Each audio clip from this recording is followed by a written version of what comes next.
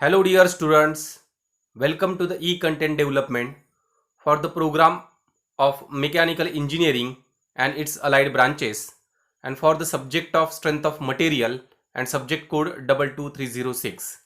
Myself Yogesh Bhaskar Gaidani, faculty in Department of Mechanical Engineering, KK Wag Polytechnic, Nasik. The topic that I am going to cover is mechanical properties and elastic constant of metals, and for which course outcome 3 is perform test to evaluate mechanical properties according to Indian standard. Unit outcome 6 is estimate resilience, modulus of resilience, proof resilience for the given case. In this presentation, we are going to see first strain energy concept, then proof resilience and modulus of resilience, third type of loading, fourth stresses and strain due to different type of loading. Key takeaways for this presentation are resilience and modulus of resilience. The concept map for this lecture is types of load, that is gradual, sudden and impact load, along with the resilience, and this will help to achieve course outcome, that is perform test to evaluate mechanical properties according to Indian standard, and this will again help to achieve competency to estimate stresses and strain energy due to different types of load in structural and mechanical components. Let's see strain concept. When a body made up of an elastic material is loaded within its elastic limit, the energy stored in it is called as strain energy or resilience. Means any elastic body, when it is loaded up to elastic limit, and the energy which is going to store is called as strain energy or resilience. Next, strain energy stored in a body is always capable of doing some work. Hence, the magnitude of strain energy stored in a body is calculated by using principle of work. That is, strain energy is equal to the work done by external force or load. Strain energy equation. So this is the strain energy equation. U is equal to sigma square multiplied by volume divided by twice of E, that is Young's modulus. So where U is equal to strain energy, which is in Newton meter or joule. Sigma is equal to stress produced, which is in Newton per mm square. E is equal to modulus of elasticity or Young's modulus in Newton per mm square. V is equal to volume of the bar in mm cube. For strain energy to be stored, material must deform within elastic limit, and it is depends upon applied load. So let's see proof resilience and modulus of resilience. First, proof resilience. See, if body is loaded up to elastic limit, energy stored in it is maximum and is called as proof resilience. Means it is the maximum amount of energy that can be stored inside the body up to elastic limit.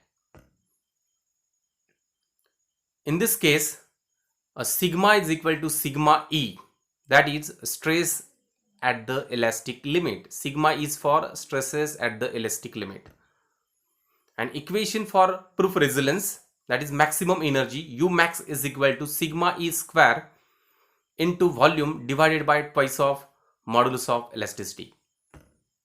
Again, E is equal to modulus of elasticity, sigma is equal to stresses produced in a bar due to load, V is equal to volume of the bar, that we can calculate area into length of the component. Second, modulus of resilience. It is what? The proof resilience per unit volume. Proof resilience per unit volume is called as modulus of resilience. Next, see students, there are different type of loading which is responsible for producing the different type of magnitude of stresses. So let's see types of loading. A load can be applied to the body in three different ways, and stresses so induced in each case will have different magnitude. So types of loadings are: first, gradually applied load. A load which is applied from 0 to its maximum intensity gradually is said to be gradually applied load. Let's see example. A load applied on a specimen during tensile and compressive testing on universal testing machine. This is the very good example. Second, generally all stationary load that we have to consider, generally all stationary loads are considered as gradually applied load. That is, for example, building, structures and machines in workshop. This is the examples of, these are some examples of gradually applied load. Now moves towards second type of load, that is suddenly applied load. When a load P as whole is put instantly on a body, it is said to be suddenly applied load. For example, the moment when we stand on weighing machine for measuring our weight, it is the example of suddenly applied load. So third type of load is impact load. When a load P is allowed to fall from a certain height, it's called an impact or shock load. An example of it is load of the hammer on a specimen. Means with the help of hammer, we are suppose going to apply hammer on a particular specimen. That particular load is known as impact load.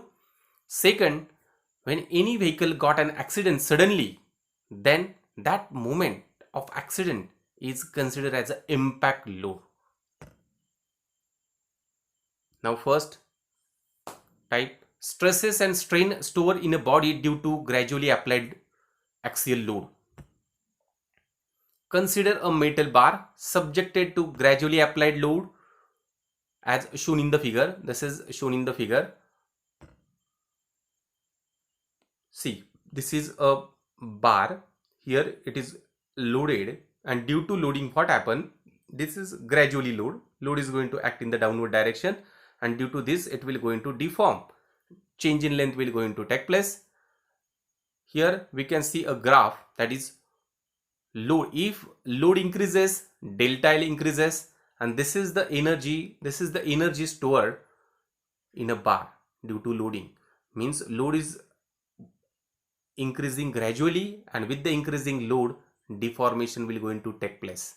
And if you plot a graph, this is the energy stored inside a component.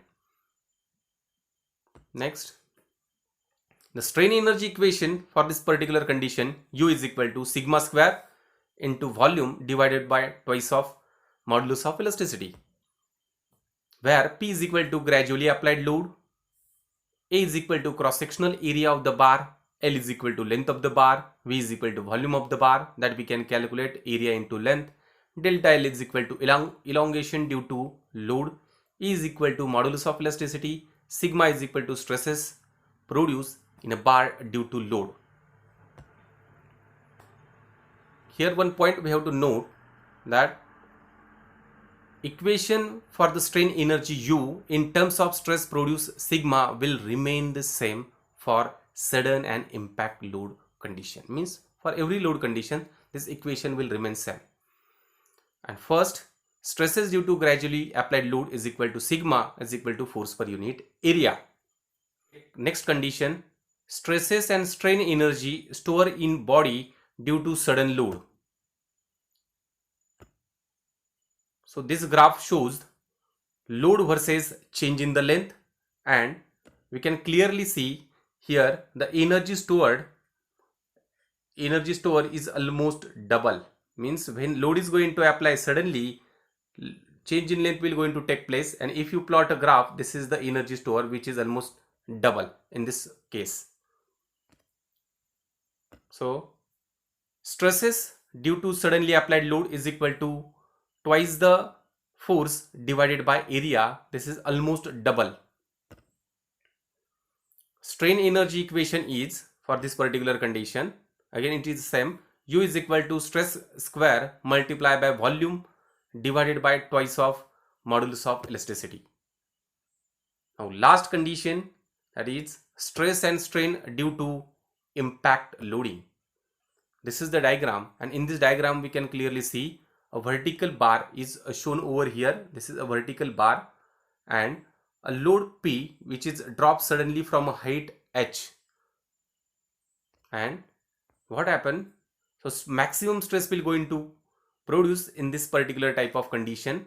Maximum stress that will be equal to force per unit area plus under root force per unit area bracket square plus twice of force into height multiply by modulus of elasticity divided by area into length. This is in under root, where P is equal to load, A is equal to area, L is equal to length of the bar, H is equal to height of fall for the load, delta L is equal to elongation due to load, and to find out delta L we have formula PL divided by area into modulus of elasticity, or we can again calculate it stress into length divided by modulus of elasticity, where E is equal to modulus of elasticity. And strain energy equation for this particular condition is U is equal to sigma square multiplied by volume divided by twice the modulus of elasticity. So this is for this video. In upcoming video, I am going to explain you some problem related to suddenly applied load, gradually applied load and impact load. So thank you for watching this.